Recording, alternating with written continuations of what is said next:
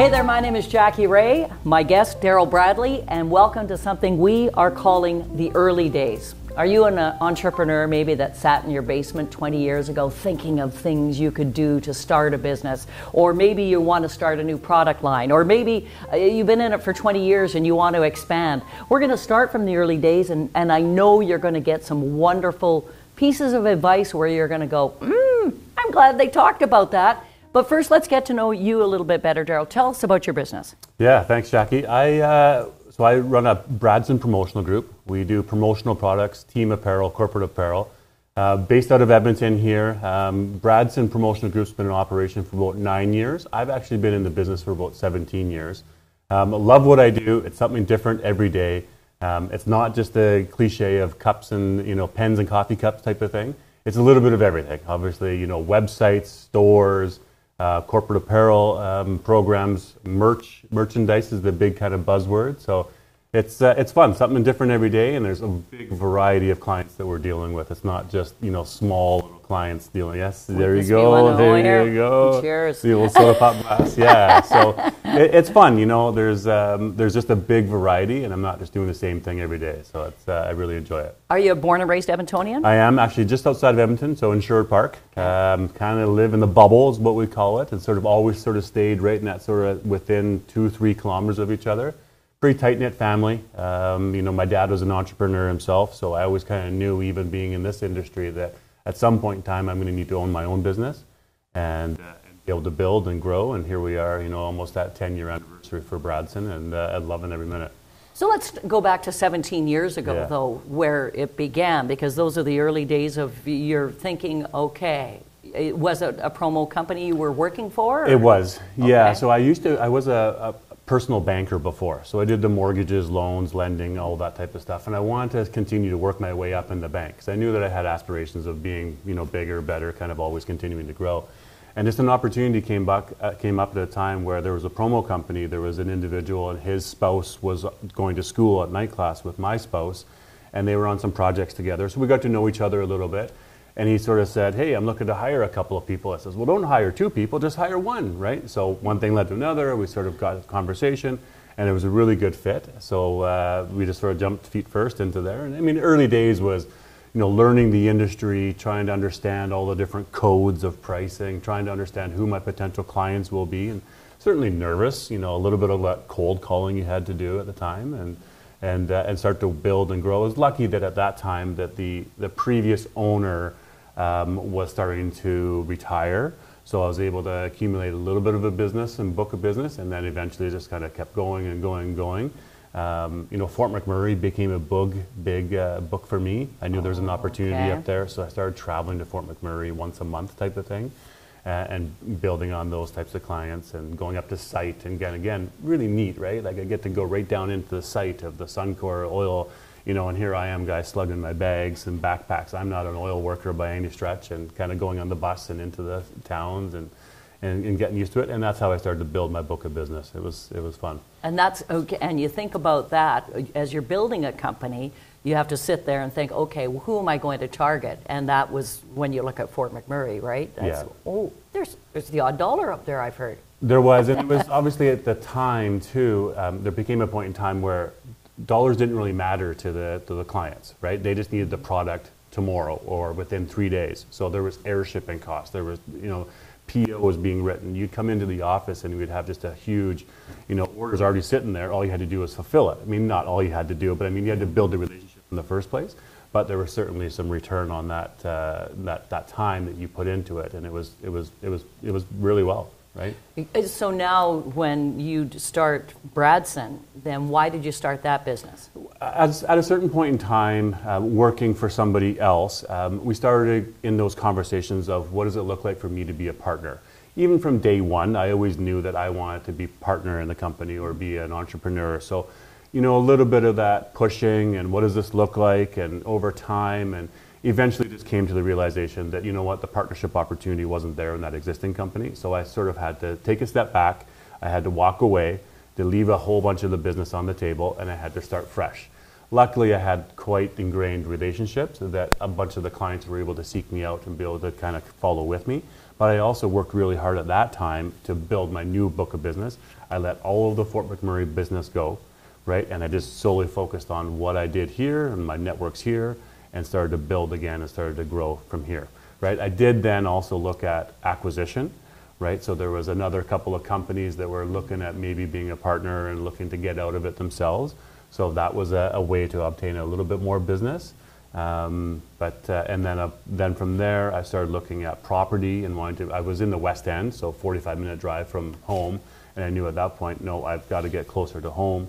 So now I'm 10, 12 minutes away from my house, so it's a nice fit. So think when you're starting a business too, I would think, okay, you've got to sign your first lease. So there's legal things you have to look at when you're starting that type of business now, because you've come from an existing business, now you're starting from scratch, really. Yeah. So let's say, what did you do? Yeah, so I do credit, there's of course the networking group, the BNI networking group. I joined a networking group and right away I started finding my insurance broker, my corporate insurance, so my accountant I had. You know, there were several professions that were within that, you know, close-knit networking group that I was able to rely on and lean on that, okay, how do I run a business now?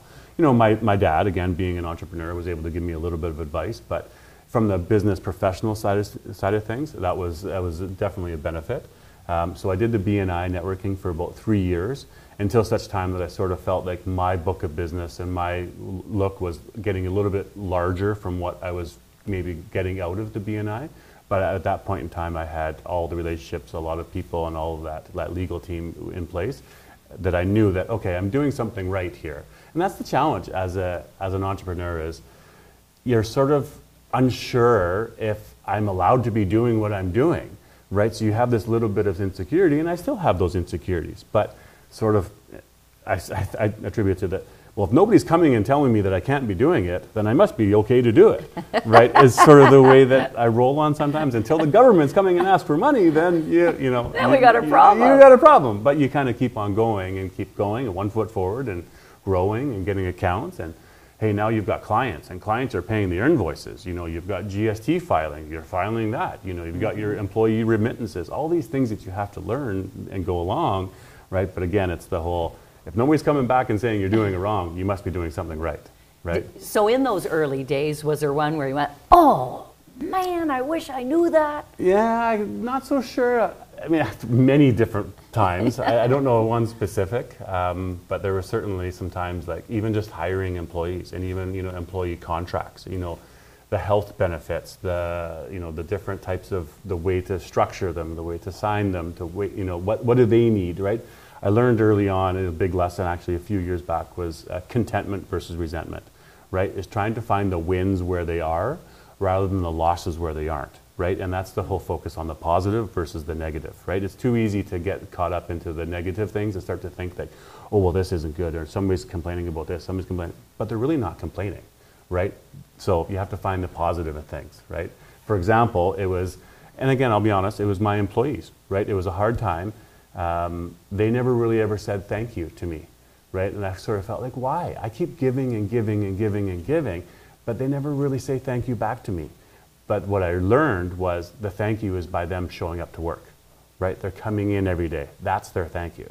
So I had to recognize where the wins were rather than where the losses weren't, right? That's life. Yeah, it is. And that's driven me now for the last number of years since I've learned that I don't focus on the little things that can bring you down.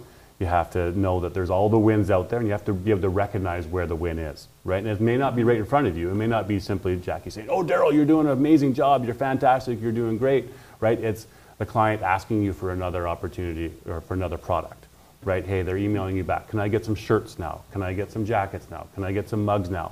That's their thank you, right? So you have to recognize the wins where they are. So in those early days, obviously now you've had an accountant, but your staff is growing, and that's always challenges too, because there's occupational health and safety issues, there's legal challenges. How did you deal with that initially? You know, I'm very easygoing when it comes to my employees, so in a way I sort of let them dictate how they want to operate their time and day and their schedule, right? Even when it comes to their compensation package. I'm very flexible. Let's just talk about what is going to work for them, because I want them to stay with me long term. I only have 6 employees, so I'm not 150, and I'm not a big, massive corporate structure that I need to be having, full HR departments. I'm the HR department. I'm the health and safety department. I'm everything, right? We don't really have a manager, right? There's one person. Welcome to the world of a small business owner, right? Exactly, right? So it's really making sure that they're comfortable with their time, and then even through the COVID years, and even it's, do you want to work from home? How often do you want to work from home? And really, to me, it doesn't really matter as long as you're doing your job. And at the beginning of the year, or we have our checkpoints, if you're doing what you say you're going to do, then I'm totally fine with it, right? If you want to take more time off, you want to go holidays with the family and the kids, that's fine. But are you fulfilling your duties that you said you were going to do in the first place? And in my world, it ultimately comes down to either sales or graphic design or accounting side of things. So let's talk about that then. So the early days, was it just promotional items, and now sounds like you've expanded your business? Yeah, so early on, actually, we tried to do a little bit of the silent auction, kind of trying to find where's the revenue going to come from, right? And we started to get into the silent auction sort of consignment world, right? So I would buy a whole bunch of sports memorabilia, or I'd buy a bunch of products at wholesale, and then we'd want to set up at the silent auctions, right? And anything over a certain dollar amount, then of course that charity or that people would earn. Quickly realized that's not a business I want to be in, because now I'm going to be having to carry a whole bunch of inventory that doesn't sell. So again, just learning the different things and learning what worked and learning what the niche is, and having to sort of stick to your guns a little bit, but then also diversifying it to something that makes you interested. I'm a 5-pin bowler. Right? Just if you were a curler, I would have went, yay. But you're a heck of a 5-pin bowler. Yeah, and so we just hosted a national tournament here, but part of that 5-pin bowling is now we do all of the sublimated shirts. So all the jerseys that everybody wears, my company's the one doing that. So it's sort of outside the regular scope of promotional items or years of service awards. And then we get into, of course, team jackets, and then we get into team luggage bags, well, now we get into the merchandise. So that's sort of been a secondary segment of what we do, that my name and the company name sort of gets a lot of recognition. But from a percentage side of the business, it's really only like a 5% of the whole book of business. But it really gives me a little bit of an elevated look of oh, you're the bowler, you do all the shirts, you do this, right? So it's fun, but it's not all of what we do.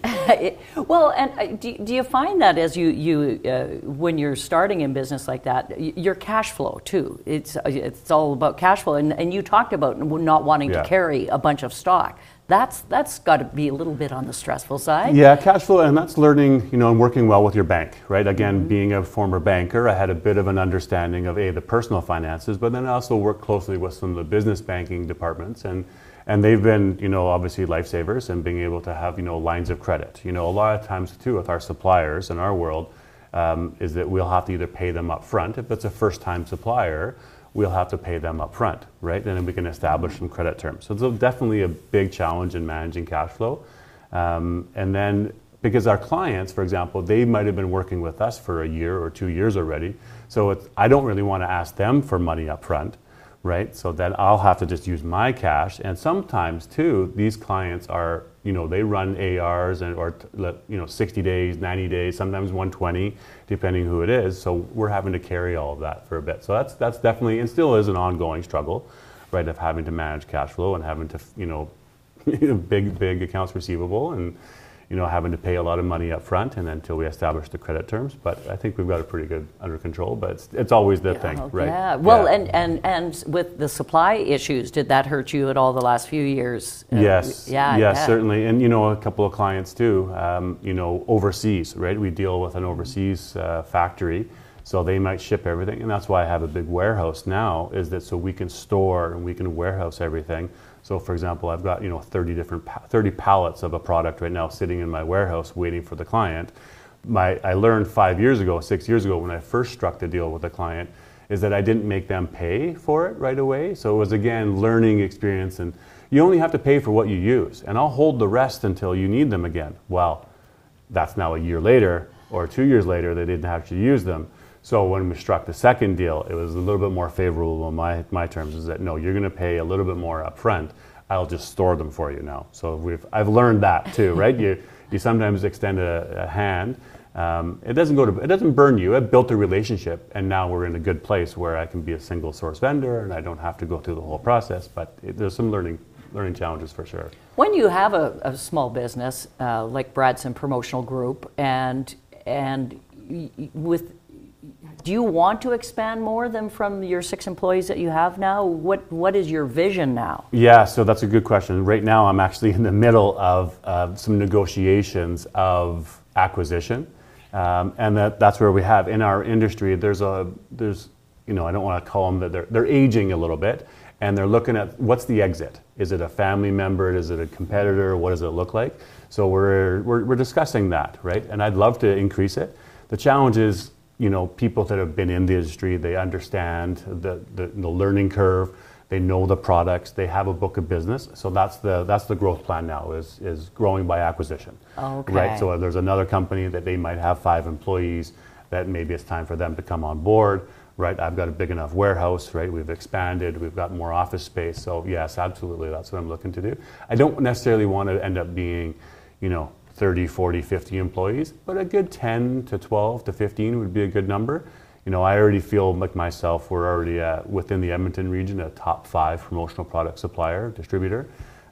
So I feel like I'm in a good space, and I don't necessarily need to be the number 1, right? I understand that, and it's contentment, resentment, right? I don't need to be number 1. But I'm happy continuing the growth pattern and continue to have success for sure. I can tell probably by our conversation that you're a big person on relationship building too. That's a huge part of your business. Yeah, absolutely. Yeah, it's a foundation, to be honest with you. And I don't want to be just a transactional seller. I really like to be friends with my clients. And I feel like we really have. You can come golfing with me. You can come out to the lake with me. We can sit on the deck and have a beer, right, type of thing. And then the business comes from it, right? And I'm not certainly one to come in. I used to call it, it was guns a-blazing, and to start putting my name in this and this and this. I've got, part of a networking group, part of, a couple different things. But it's, eventually people like me, and they'll start asking for some business or starting to get an opportunity. But I don't want to be the guy that's coming in waving the flag. It'll come. Right? Yeah, or you're at the bowling alley and, hey, we want to see our new promo line? Yeah. They already know where to find me at the bowling alley. They're okay at the bowling alley. Yeah. If you would, for the entrepreneurs or small business owner that they're just thinking about getting going, and as you look at your journey that you've had over these last 9 years, do you have some tips that you would offer to somebody just starting out? Yeah, I think first it's just, you got to be patient, right? You can make a little list of some of the key things that you need to know and understand, and those would be the employees. What does it come with the government rules, remittances, your GST filing, understanding those dates that you need to be guaranteeing and hitting. And then from there, just knowing who your market is, right? Be specific to who it is. Don't try to do something too big, right, and too broad and too many different things, right? Be specific about what be intentional, right? And just be patient. It'll come, right? Trust yourself.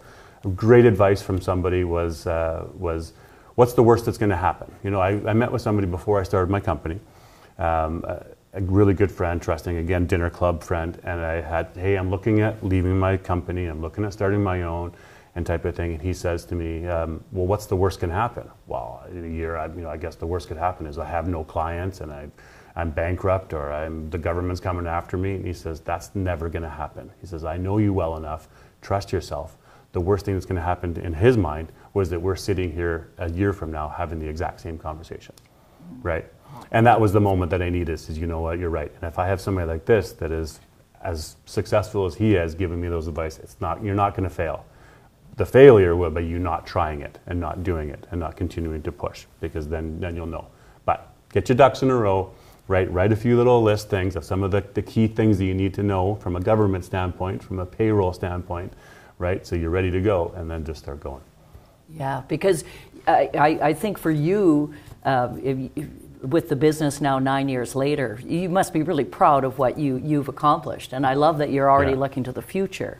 But you had to start small, and you were focused right from the beginning that, hey, okay, Fort McMurray's gone, I'm going to start here in Edmonton. Yeah, we had to restart everything. A couple of my employees had to restart from scratch. But again, it's trust in our own ability that we're going to be able to be successful, and we are. We're very successful, and we're continuing to grow. I own my building, so I'm happy, and where the next 20 years is going to go, we're we're going to be good spot for sure. I love it. Well, we'll toast it with Yes, the we promotional will. glasses. Thank you very, very much. Thank you. Fascinating. Cheers, everybody. Thank you.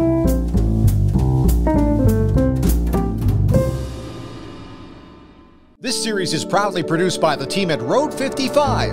Road 55 creates content that connects. For more information, check our website, www.road55.ca.